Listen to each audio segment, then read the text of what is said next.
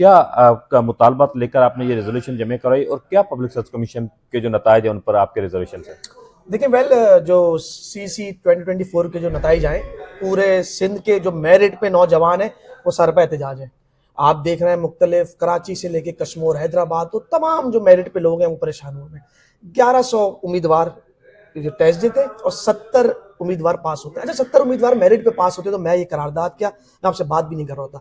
उन 70 में से वो बासर सियासी शख्सियात हैं, वडेरे जागीरदार और उन अफसरान के बेटे भतीजे। मैं क्या बताऊं, बाजारी सिस्टम भी चल गया यहाँ पर, शाह साहब का भी सिस्टम चल गया। और कितने लोग हैं ऐसे उस कैंडिडेट में लिस्ट में देखेंगे तो ये तो बस। और जो CSS के एग्जाम्स में जिसके पर्चे 7 से 8 पेपरों में जो फेल हो गया, उसको भी इस CC 2024 Sindh public service commission में पास कर दिया गया। और वो जिन साहब के बेटे हैं वो बड़े मशहूर हैं, वो आप लोग थोड़ी सी इन्वेस्टिगेट करेगा। जिस तरह सिंध के अंदर मेरिट का कत्लेआम हो रहा है, ये 4 या 5 करोड़ रुपए में मेरे सिंध के नौजवानों को बेचा जा रहा है नौकरियां। 1 से 4 ग्रेड की नौकरियां आपके सामने थी। ये एक वाहिद टूल था जो मेरिट पर, जिसकी कमीशन पास अफसरान आते थे और वो डिलीवर करते थे जा जाके, क्योंकि मेरिट पर आएगा तो सिंध को डिलीवर कर सकेगा। लेकिन अनफॉर्चुनेटली इस सिंध के हुक्मरानों ने इसको भी ना छोड़ा। और वो सीटें, पहले था 5% इसके ऊपर मेरिट, अब वो 5% मेरिट भी इन्होंने 4-4, 5-5 करोड़ रुपए की सीटें बेच दी। इसके ऊपर मैंने करारदाद जमा कराई है।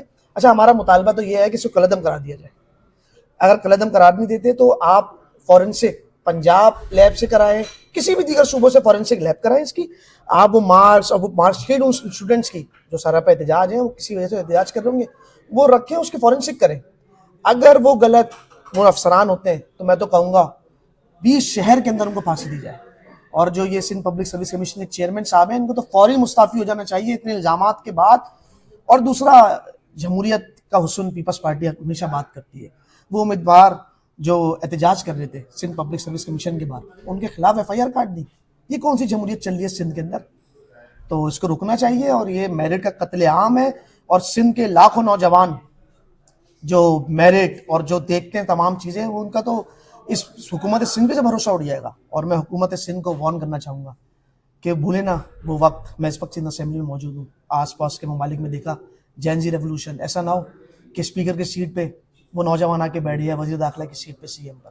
वो उसके नाखून लें और मेरिट पे नौजवानों को भर्ती करें। इनका हक नहीं खाने देंगे वैसे।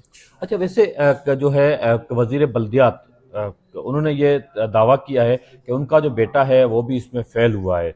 उनका कहना है कि मुकम्मल मेरिट पे किया गया है और इसमें जो है एक स्वीपर के जो बेटे हैं वो भी कामयाब हुए हैं। तो क्या समझते हैं कि वजीर बल्दियात के जो बेटा फेल हुआ है वो वाकई जेन्युइन तरीके से, या वजीर बल्दियात को भी हुकूमत सिंध ने नज़रअंदाज किया है? अगर उनका बेटा फेल हुआ है तो हमने तो कहीं नहीं देखा, कोई न्यूज ऐसी नहीं है। हुआ होगा, कोई इस पे नहीं है। लेकिन हम तो ये बात कर रहे हैं जो 70 कैंडिडेट्स हैं उसकी स्क्रूटनी कर लेते ना। फॉरेंसिक कराए, सिंध नहीं करेगी फॉरेंसिक। फॉरेंसिक लैब आप KPK से कराएं, पंजाब से कराएं, या कोई भी इंडिपेंडेंट इदारे इतने बने हुए हैं उनसे करवा लें।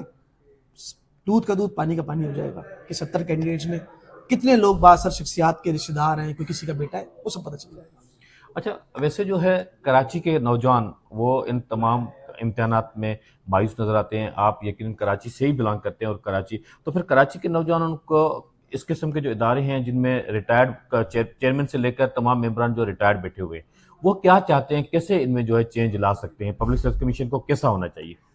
देखिए, पब्लिक सर्विस कमीशन को तो मेरिट पे होना चाहिए, ताकि वो जो कमीशन पास करके अफसरान जो कुर्सियों में बैठे हैं वो डिलीवर कर सकें मेरिट के ऊपर। अब मैं 4 या 5 करोड़ रुपए देखिए वो सीट आएगा, उसको तो 2 साल तो रिकवरी में लग जाएगा। उसके बाद वो अपनी और रिकवरी जमा करेगा अपने बेटे को भर्ती करने के लिए, अपने भाई को भर्ती करने के लिए। तो और बात रही कराची के नौजवानों की, तो हम तो देख रहे हैं ना ये हाल। पहले कोटा सिस्टम लगाते हैं, जाली डोमिसाइल, और सिंध पब्लिक सर्विस कमीशन आपके सामने, चेयरमैन से लेके एक एक मेंबर सब बिके में। तो ये इसकी वजह से सिंध के नौजवानों का जो ट्रस्ट है, जो भरोसा है इस हुकूमत सिंध से, वो मैं फिर वार्न कर रहा हूँ कि बढ़ता जा रहा है। ऐसा ना हो कोई इनकलाब बर्पा हो जाए और सब कुछ बहाल हो जाए।